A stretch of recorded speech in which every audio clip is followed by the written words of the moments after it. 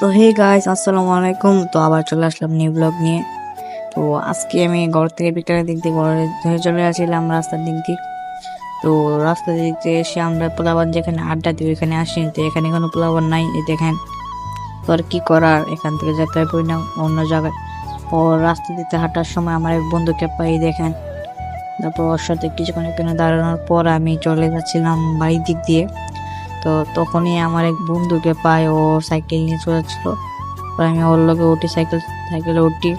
তারপর কিছুক্ষণ পর আমি সাইকেল চালাতে উঠি, তারপর ও নামে।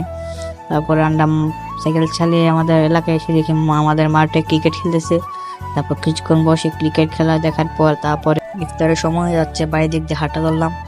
তো বাড়িতে চলে আসলাম। তো আজকের মতো আমি ব্লগটা এখানে শেষ করলাম। আর আমাকে ছোট হয়ে বড় করে চ্যানেলটা সাবস্ক্রাইব করে দেন। তো হে গাইস, আসসালামু আলাইকুম। তো আবার চলে আসলাম নিউ ব্লগ নিয়ে। তো আজকে আমি ঘর থেকে বিকেলের দিক দিয়ে ঘরে ধরে চলে আসছিলাম রাস্তার দিক দিয়ে। তো রাস্তার দিক দিয়ে এসে আমরা পোলাবান যেখানে আড্ডা দিই ওইখানে আসিনি, তো এখানে কোনো পোলাবান নাই। এই দেখেন, তো আর কি করার, এখান থেকে যেতে হয় না অন্য জায়গায়। ও রাস্তা দিতে হাঁটার সময় আমার এক বন্ধুকে পাই, দেখেন। তারপর ওর সাথে কিছুক্ষণ এখানে দাঁড়ানোর পর আমি চলে যাচ্ছিলাম বাড়ির দিক দিয়ে। তো তখনই আমার এক বন্ধুকে পাই, ও সাইকেল নিয়ে চলে যাচ্ছিল। পরে আমি ওর লগে উঠি, সাইকেলে উঠি। তারপর কিছুক্ষণ পর আমি সাইকেল চালাতে উঠি, তারপর ও নামে। তারপরে আমরা সাইকেল চালিয়ে আমাদের এলাকায় এসে দেখি আমাদের মাঠে ক্রিকেট খেলতেছে।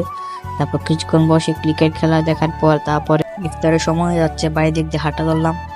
তো বাড়িতে চলে আসলাম।